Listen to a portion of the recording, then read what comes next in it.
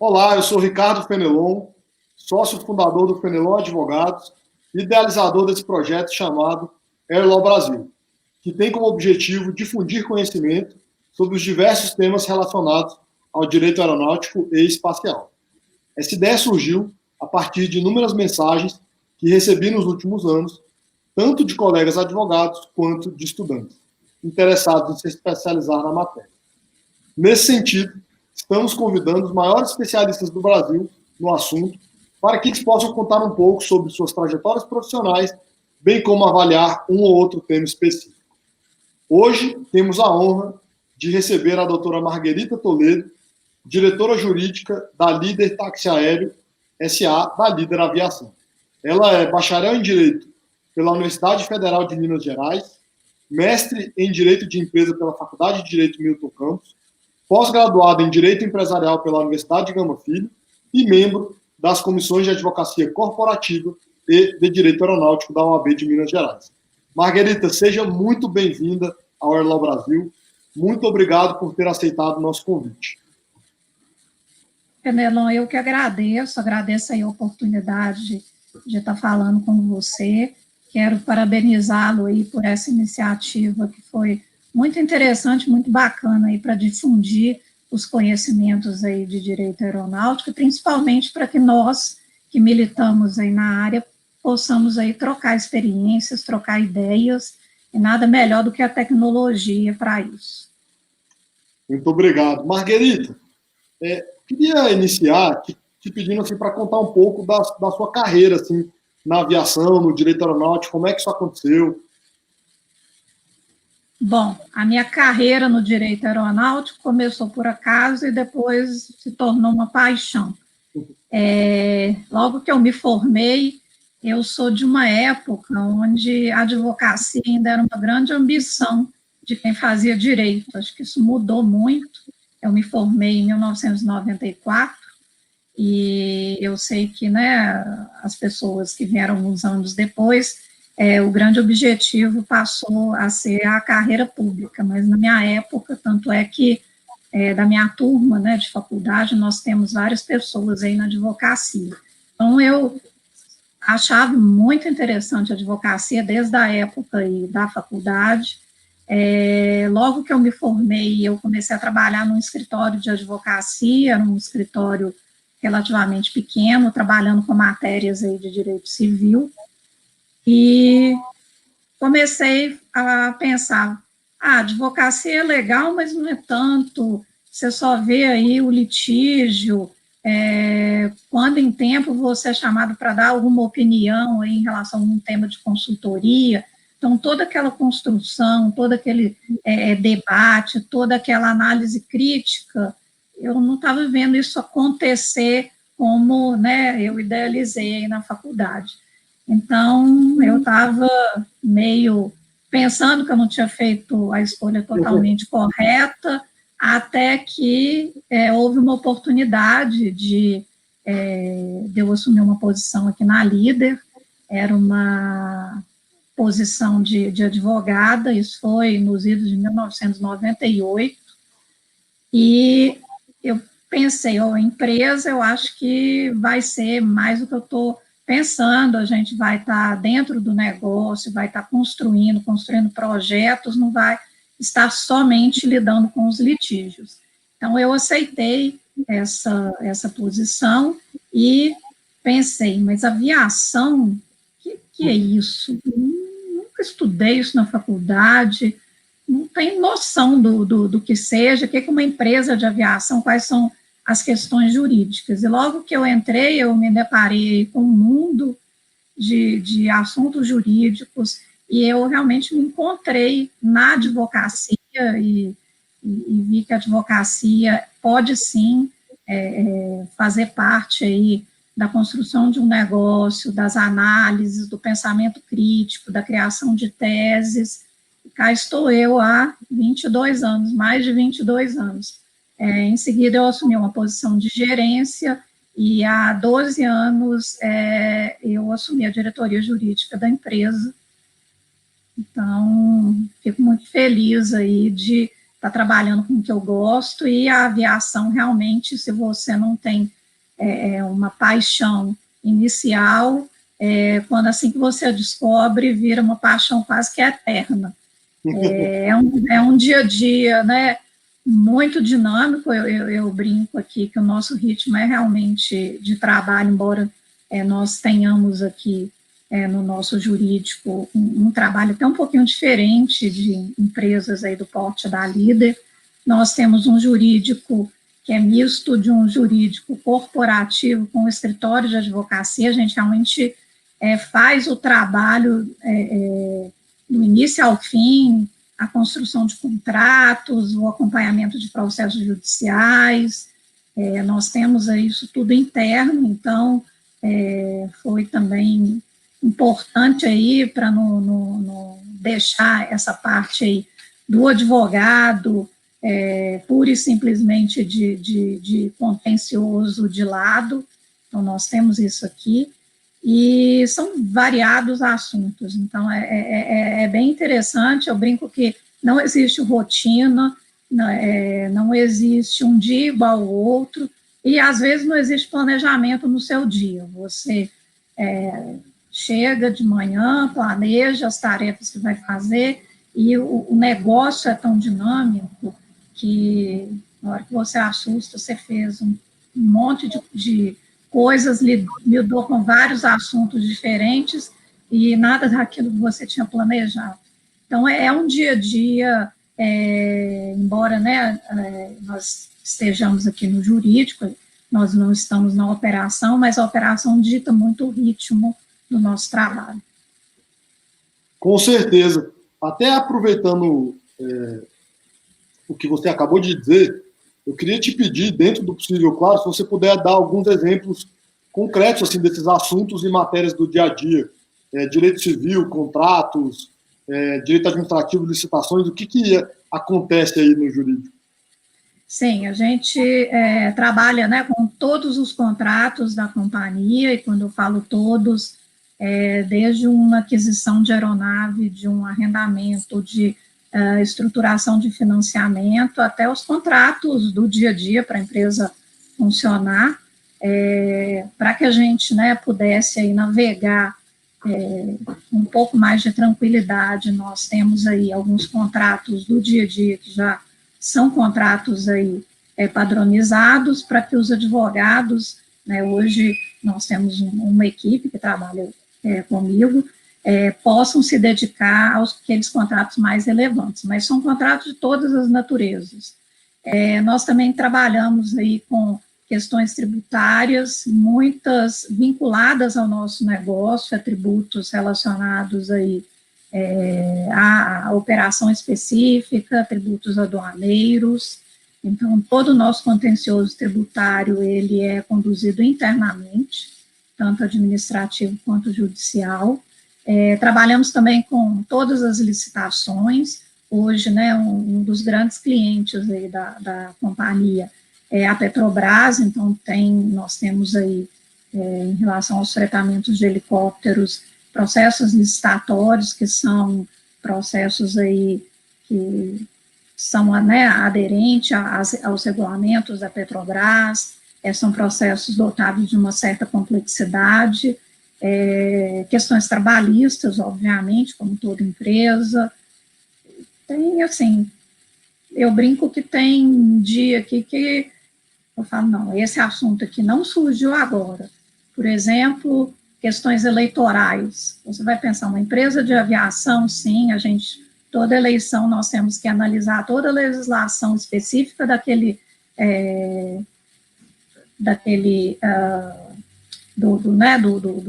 eleições daquele ano, de forma que nós entendamos como é que funciona aí a prestação de serviço, documento de prestação de contas. Então, é bem diversificado mesmo, não tem monotonia de jeito nenhum. E, obviamente, as questões regulatórias relacionadas aos operadores aeroportuários do próprio negócio. Eu confesso que, super interessante, eu confesso que o eleitoral não tinha passado pela minha cabeça, sim, mas faz todo sentido e mostra a complexidade do trabalho, né?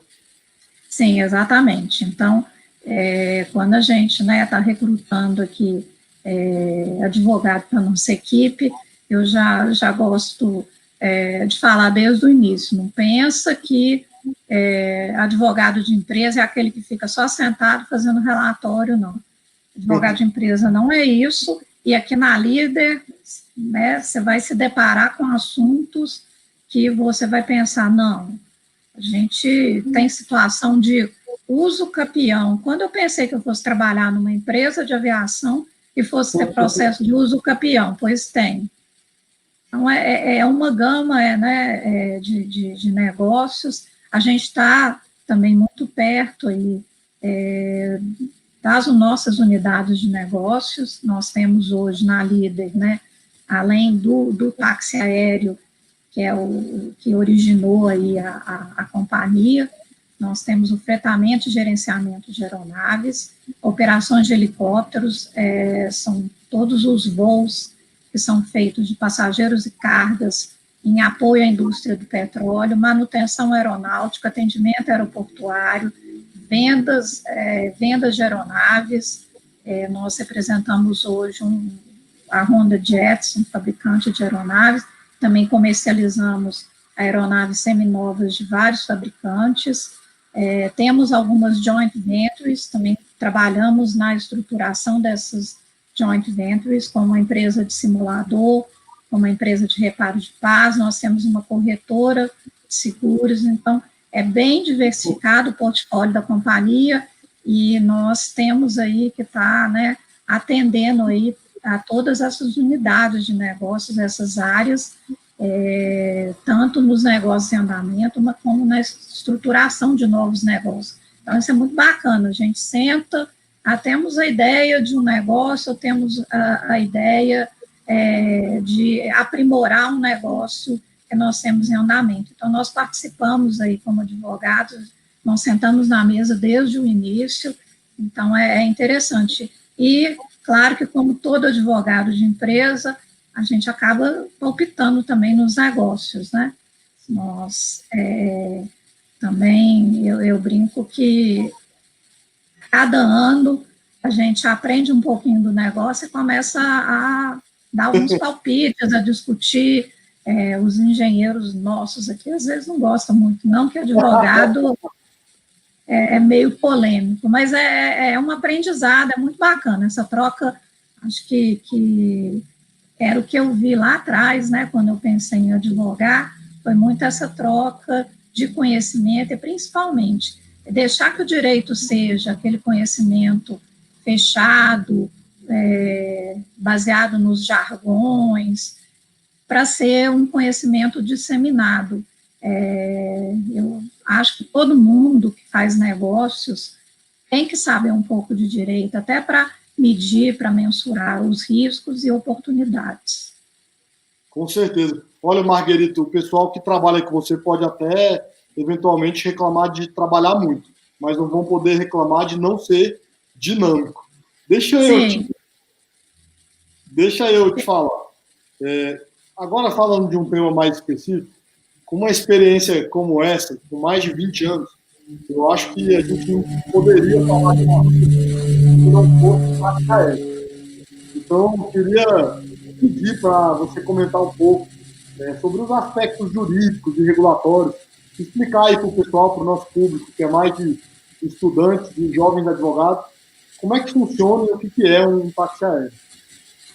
É muito interessante que quando eu comecei a trabalhar na Líder, né, o nome táxi aéreo é o nome hoje da empresa, sempre foi o nome da empresa, nós usamos o nome Líder Aviação para definir aí esse portfólio de serviços, mas eu pensei, táxi aéreo, o que é isso? Deve ser aquele jatinho que aquele pessoal rico que a gente vê na televisão usa, né?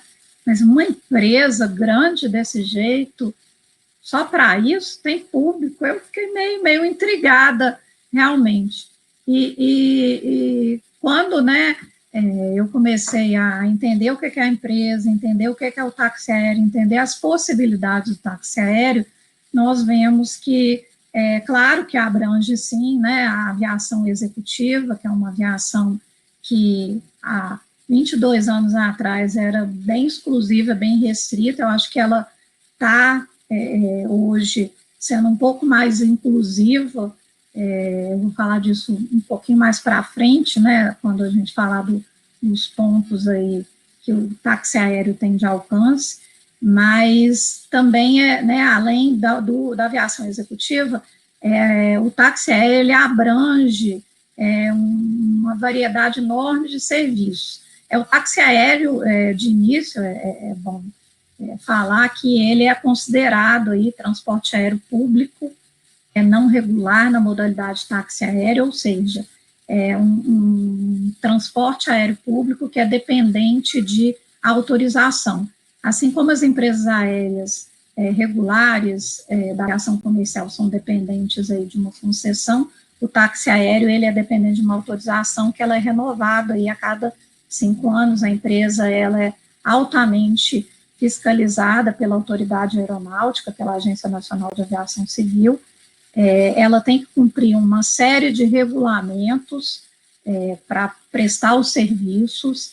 Isso é muito importante falar, porque, embora, né, as aeronaves sejam aeronaves aí de menor porte, se comparadas com a aviação comercial, elas sofrem um sem número aí de regras, de auditorias. Então, é um transporte extremamente seguro. Ele é tão seguro quanto o transporte aéreo regular, em termos aí de regulação pela autoridade aeronáutica, e por ser um transporte aéreo público, ele alcança aí determinadas situações que nem sempre elas são de domínio público, por ser, né, uma categoria que transporta, embora, né, por exemplo, só a Líder, nós voamos em torno de 500 mil horas por ano. Ele transporta um número menor de passageiros, mas não é tão pequeno quanto se imagina. Por exemplo, o táxi aéreo hoje, ele alcança muito mais aeródromos do que a aviação comercial. Então, muitos clientes utilizam o táxi aéreo para chegar em localidades onde a aviação comercial nem sonha em chegar. Então, essa questão de conexão aí de um país de dimensões territoriais como o nosso é bem importante. Nós temos também as empresas de táxi aéreo hoje, elas prestam serviços de transporte de enfermos. Isso é bem importante, principalmente para ligar determinadas localidades a centros com recursos hospitalares melhores. O transporte de ambulância aérea ele foi muito importante aí nesses últimos meses de pandemia. Nós tivemos aí um aumento muito grande, muitas pessoas que estavam, às vezes, em regiões aí mais remotas, que queriam se dirigir aos grandes centros. Hoje, o número maior de passageiros de táxi aéreo, ele é transportado pelas empresas que atuam na área de produção e exploração de petróleo, é o que a gente chama de transporte onshore e offshore. Hoje, 100% aí dos passageiros com destino às plataformas e navios de exploração e prospecção de petróleo, eles são transportados por helicópteros. Nós temos aí uma frota bem representativa, a Líder tem, outras empresas também. Então, a gente tem aí, eu brinco que nos pontos aí de acesso, né, às plataformas de petróleo, de manhã é igual o aeroporto de Congonhas cedinho.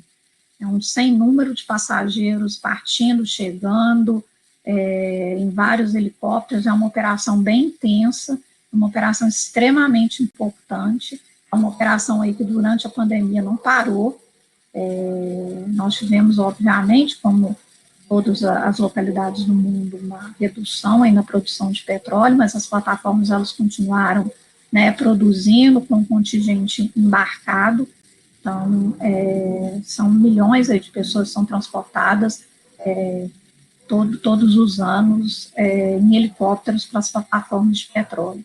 Nós temos também transportes de órgãos para transplantes, também é uma forma rápida, né, de fazer com que pessoas aí tenham as vidas salvas, transportes de valores, o táxi aéreo teve aí, né, algumas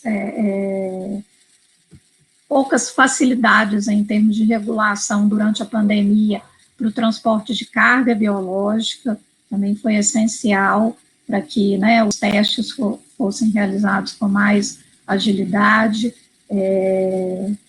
pode ser um grande aliado aí no transporte de vacinas, porque, né, nós sabemos aí que o governo federal e alguns estados, eles são dotados aí de aviação própria, mas vão ter aí situações onde poucas aeronaves chegam e o táxi aéreo, ele tem essa capilaridade, esse alcance. Então, é um sem número de serviços que são prestados aí pelas empresas de táxi aéreo, que, às vezes, o grande público, ele não associa muito. E, recentemente, é um pleito aí das empresas, um pleito que, pessoalmente, eu, junto com a nossa diretora superintendente de fretamento e manutenção de aeronaves, já nos dirigimos à ANAC, na época, inclusive, você vai se lembrar o tanto que a gente perturbava para poder fomentar essa discussão, que é a venda, né, a comercialização de assentos individuais, é um pleito aí já há uns 2 anos. Tem avião, que a gente está do lado do aeroporto, com esse barulho vai passar. É um pleito já de uns 2 anos, e agora, no mês de agosto, a ANAC, digamos aí, que de forma, com um marco temporal, até para ajustar aí a regulação, permitiu que as empresas de táxi aéreo fizessem esse transporte também, né, com a individualização de assentos. Isso vai ser muito importante, muito importante. No momento que a malha aérea está diminuída por conta aí das consequências da pandemia, vai dar acesso a muitas pessoas a localidades que a aviação comercial não chega e economicamente não é interessante chegar. Então, essa foi uma inovação aí que aconteceu há alguns meses, que nós estamos aí já implementando na Líder, sabemos que outras empresas também estão avaliando, também vai ser muito importante aí para o público, para que ele possa também ter mais essa opção aí de serviço de transporte. Nós tivemos aí, né, o táxi aéreo, ao contrário aí da aviação regular, que teve aí uma crise muito séria, vai ter uma retomada muito difícil. Obviamente, nós tivemos aí, sim, uma retração, principalmente nos primeiros meses da pandemia, do número de horas voadas, mas nós também pudemos realizar voos de pessoas que precisavam, né, se deslocar por questões aí, principalmente corporativas, e não tinham, né, o acesso à linha aérea regular. Nós tivemos muitos voos aí como eu disse, de transporte aeromédico. Nós tivemos muitos voos de transporte de cargas biológicas. Nós tivemos voos de repatriação de pessoas que não conseguiam, né, estavam em outro país, não conseguiam transporte para retornar ao Brasil.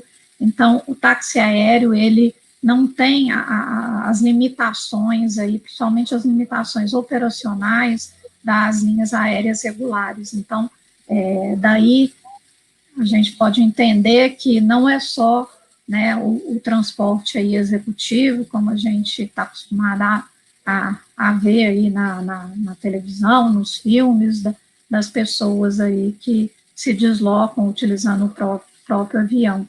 E até o nosso cliente, né, de transporte executivo, ele, na maioria das vezes, ele é um cliente que o tempo, a necessidade de estar em vários lugares no mesmo dia, é essencial para a continuidade e para o desenvolvimento dos negócios. Então, realmente é uma aviação de negócios, é uma aviação que ela integra muito aí o nosso país, e ela está pronta a atuar.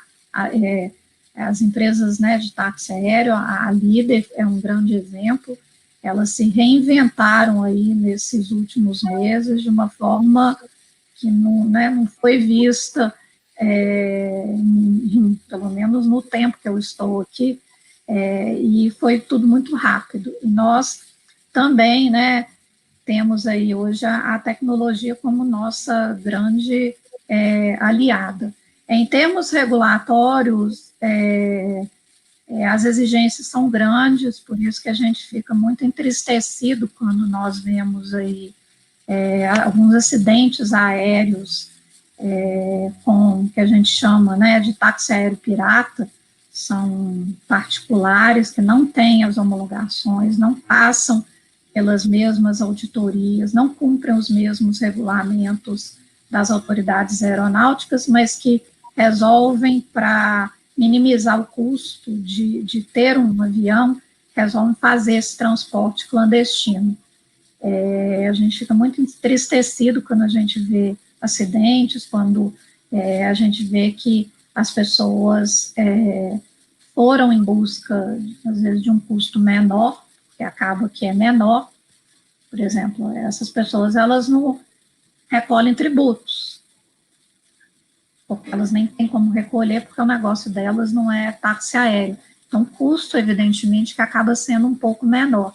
Mas, por outro lado, os riscos são tão grandes, porque o táxi aéreo ele é extremamente regulado em relação à formação de pessoais, à estrutura de operação, em relação às exigências de manutenção. O transporte aéreo privado não é. Então, as pessoas às vezes se aventuram por desconhecimento ou por uma tentativa de economia. Eu acho que o trabalho da Agência Nacional de Aviação Civil nos últimos anos tem sido muito importante, o trabalho de fiscalização, o trabalho de dar acesso à consulta das empresas regulares. Então, isso vem, né, ajudando a conscientizar, porque para a gente não é só não ter um cliente, não é só uma concorrência desleal, é a tristeza de uma vida que poderia ter sido poupada se, né, o passageiro tivesse a consciência do porquê você deve, né, voar numa empresa de táxi aéreo, de preferência na Líder, mas as empresas em geral, elas são muito cobradas aí pela autoridade aeronáutica. Marguerita, é muito interessante. Eu estava te ouvindo aqui pensando, porque assim, igual você falou, uma empresa de transporte aéreo público não regular. E eu acho que aí talvez esteja a grande diferença em relação às grandes empresas aéreas, porque elas têm um serviço padrão ali, né? Todo dia decola de aeroportos que já sabem que vão decolar, com passageiros que compram antes, enquanto vocês decolam, fazem serviços diferentes todo dia, decolam às vezes para que pousam em aeroportos que nunca operaram, tem clientes totalmente diferentes, de perfis diferentes. Eu imagino como isso no jurídico também acaba refletindo, né? Deve aparecer cada coisa, porque pousou no aeroporto tal, o cliente queria... Até a relação, o consumidor de vocês é diferente, né? Até essa falta de regularidade muda muito isso. A gente tem, né, hoje dentro do nosso portfólio de serviço, a gente tem desde um transporte que, por mais que ele seja um transporte de táxi aéreo, é um transporte, nós temos, por exemplo, né, helicópteros que eles têm capacidade para 18 passageiros. Então, eu brinco que é quase que um micro-ônibus, que são, né, tem comissários, né, são exigidos aí pelo nosso cliente. São destinados à plataforma, aquele transporte, a eficiência, o cliente nos cobra aí, além da eficiência, né, o menor custo, obviamente, dentro de todas as normas de segurança. a Petrobras hoje é um cliente bem exigente e nos torna cada vez melhores como operadores, como a gente tem também o cliente onde ele quer uma privacidade para trabalhar durante uma viagem. Nós temos, por exemplo, alguns clientes que são artistas, que eles têm que estar, né, às vezes, em mais de uma localidade na mesma noite para fazer mais de um show. Então, ele já demanda... Exatamente, ele já demanda um outro tipo de serviço. Nós temos, né, aeronaves que nós também recebemos de terceiros, né, embora não esteja um pouco fora, né, do que é o táxi aéreo, mas a gente também presta esse serviço. Também é uma outra forma de lidar com as necessidades que o cliente impõe. Então, a gente acaba tendo...